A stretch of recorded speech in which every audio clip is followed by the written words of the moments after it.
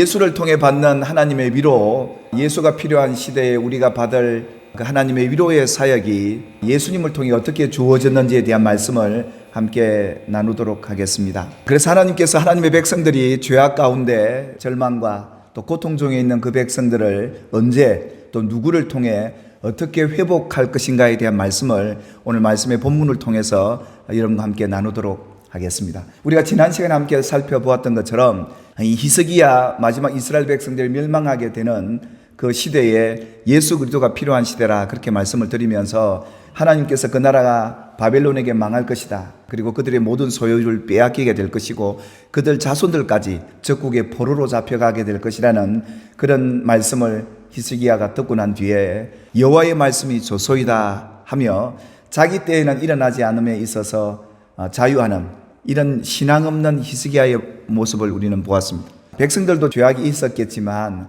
결국 나라의 흥망성쇠는 그 왕에게도 달렸습니다. 그 백성들이 왕을 세울 때 하나님이 약속하신 거거든요. 그래서 그 왕이 부패하고 타락하면 나라가 망하게 되는 겁니다. 그래서 지도자가 바로 설 수 있도록 우리도 함께 기도해야 될 때인데요. 그리고 난 뒤에 14대 만에 예수 그리스도가 오실 것을 예언하는 하나님의 말씀이 오늘 기록되어 있는데요.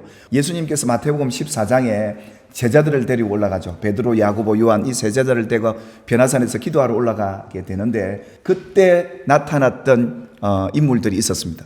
예수님이 변화되어서 나타나게 되고 또 엘리야, 모세가 그 산에 함께 등장하게 되죠. 이것은 앞으로 하나님의 공동체, 교회가 어떻게 세워지고 어떻게 세워져야 함을 보여주는 아주 중요한 인물들과 그 사역을 보여주었더랬습니다.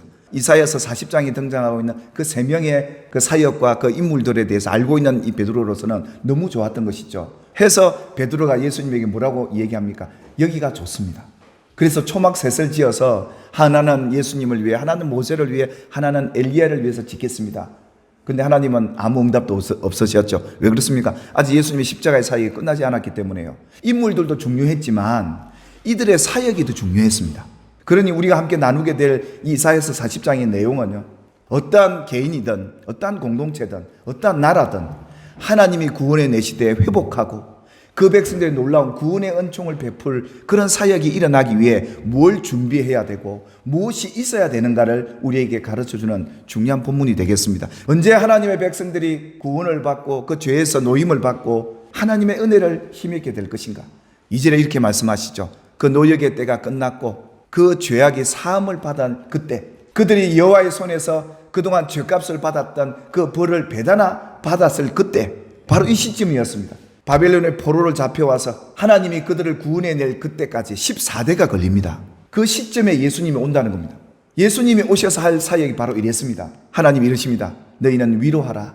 내 백성을 위로하라. 결국은 하나님께서 예수를 통해서 당신의 백성들에게 이 같은 위로의 사역을 하시도록 이미 예언된 말씀 아니겠습니까? 위로의 사역은 이랬습니다.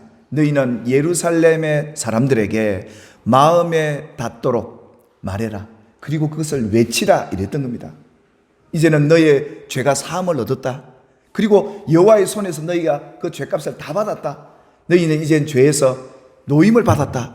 그 시점이었습니다. 그러니까 예수님이 고난받고 죽음을 통해서 모든 죄를 사함받게 하셨던 이 놀라운 구원의 사역, 이것이 이루어지는 그때였습니다.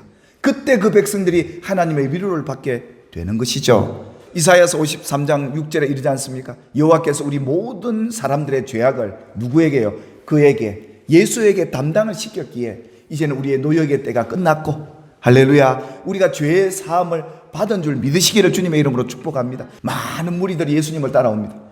제자들을 앞에 두고 예수님이 마태복음 5장에 그들에게 뭐라고 외칩니까? 심령이 가난한 자들아, 너희가 복이 있다. 천국이 너희의 것이다. 애통하냐? 삶이 고달프고 힘드냐? 이제는 하나님의 위로가 너의 것이다. 하나님의 위로가 여러분의 것이 되기를 주의 이름으로 축원합니다. 빼앗겼던 땅도 되찾아주고 가난한 너희들이 이제 배부르게 될 것이고 하나님의 자녀에 대한 권세를 되찾게 되는 이런 말씀을 예수님이 외치셨던 겁니다. 하나님의 백성을 어떻게 위로하는지를 보라는 겁니다. 맹인에게 가장 큰 위로가 뭐겠습니까?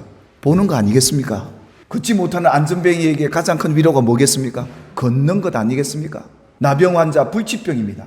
죽을 수밖에 없는 절망 가운데 있는 사람이 깨끗해지는 이 위로 말입니다.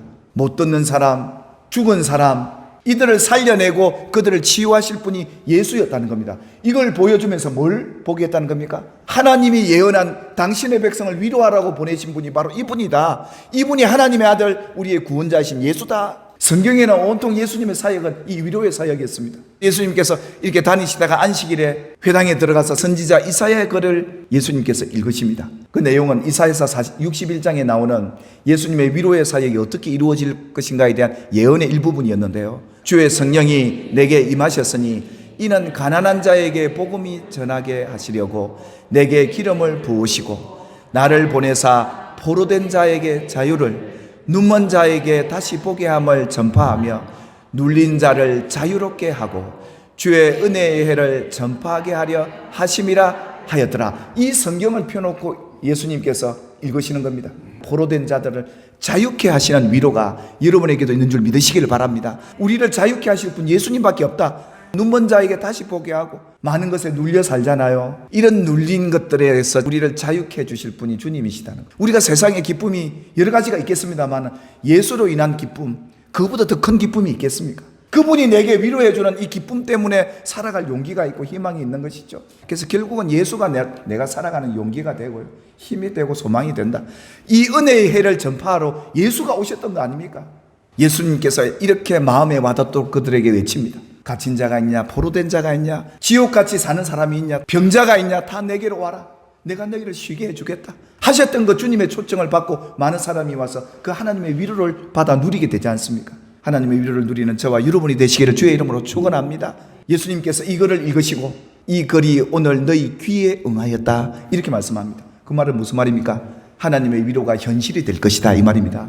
결국 예수님의 사역은 하나님의 위로의 사역이었습니다. 예수님께서 성령을 통해 여러분에게 이런 하나님의 많은 위로의 역사들이 일어나게 되기를 하나님 원하신다 이겁니다. 예수님의 그 위로의 사역은 참 많았습니다. 예수님은 죄인들을 찾아가세요. 예수님이 그 죄인들의 뭐가 되어줍니까? 친구가 되어줍니다. 혼자 살아가는 과부들과 고아들을 찾아가십니다. 그들 곁에 가서 함께 해주십니다. 우리에게 주셨던 하나님의 위로를 우리는 다시금 되찾아와야 합니다. 뿐만 아니라 예수님의 가장 큰 위로가 뭡니까? 우리를 살리시려고, 우리를 영생 얻게 하시려고 죽어주시기까지 희생하셨다는 겁니다. 이 사랑이 있기에 우리의 어떤 위로보다 더 큰 위로인 거예요. 예수님께서 이 위로의 사역을 많이 가르쳐주는데 한 대목이 있습니다. 예수님의 제자 가운데 베드로가 예수님, 형제 가운데 내게 죄를 범합니다. 내가 몇 번까지 내가 용서해 줍니까? 7번까지 해줄까요? 네가 형제를 70번에 7번까지. 그 말은 무슨 말입니까? 무조건 용서해 주라는 겁니다. 이제는 내가 해야 될 이 위로의 사역을 해야 되지 않겠나 이 말이거든요. 남을 용서하는 것은요, 내가 받은 주님 하나님의 그 위로를 돌려주는 거 아니겠습니까? 그 위로를 갚는 일이에요. 예수님이 내가 이렇게 위로의 사역을 이 땅에서 하고 간다. 나를 믿는 자는 내가 하는 일을 그도 할 것이요, 내가 너희에게 분부한 이 모든 걸 가르쳐 지키게 해주라. 내가 세상 끝날까지 너희와 함께 해줄 테니까. 사랑하는 여러분, 우리는 할 수 없지만 주님이 내게 할 수 있는 힘도 주실 것이고 물질도 주실 것이고 무엇보다 주님의 마음을 주실 겁니다. 우리가 받은 게 얼마나 큰데, 나를 위해 내 죄를 대신해 죽어주신 그 사랑받은 것만 해도 내가 얼만데, 자기 것을 가진 것 자랑하는 교만한 시대에 사는 우리들에게 너희는 그러지 말아라, 히스기야처럼 되지 말아라 하시며 하나님 우리에게 말씀하십니다. 내 백성을 위로해 주라. 그래서 초대 예루살렘 교회 성령을 받고 교회가 세워지면서 어떤 교회 변화가 일어나느냐 하면 가난한 자에게 있는 자가 유무상통합니다. 예수님의 사역이 우리 안에 이루어지기를 바라고, 여러분들이 예수를 통해 하나님의 위로를 많이 받되 이제는 그 위로를 하나님의 백성에게 흘려보내는 그런 예수님의 제자들이 되기를 주님의 이름으로 축원합니다. 하나님, 나는 물질도 없고 뭐 큰 능력도 없는데 어떻게 하지요? 다른 것 아니고요, 위로라는 것은 말 한마디에도 있더라고요. 그 사람의 장점, 그 사람이 잘하는 거 더욱더 인정해주고 그 사람이 존재해야 될 이유를 바르게 알려주는 게 위로더라고요. 하나님의 백성을 위로하는 공동체 여러분들 되시기를 주님의 이름으로 축복합니다. 기도하겠습니다. 하나님 고맙습니다. 우리가 이 세상을 사는 동안 예수를 통해 받은 하나님의 위로가 너무도 크다는 것을 깨닫습니다. 우리가 빼앗겼던 이 하나님의 위로를 되찾게 하시고 천국이 우리의 것이 되게 하시고 위로가 내 것이 되게 도와주시옵소서. 그래서 되찾아서 이제는 이웃들에게, 가족들에게 하나님의 위로를 흘려보내는 우리 되게 해 주시옵고 우리 교회 되게 해 주시옵소서. 그래서 이 세상, 이 동네가 살만하고 우리 교회로 인하여 행복해지는 동네 되게 해 주옵소서. 그런 열방 되게 해 주시옵소서. 예수님의 이름으로 간절히 축복하며 기도 올리옵나이다. 아멘.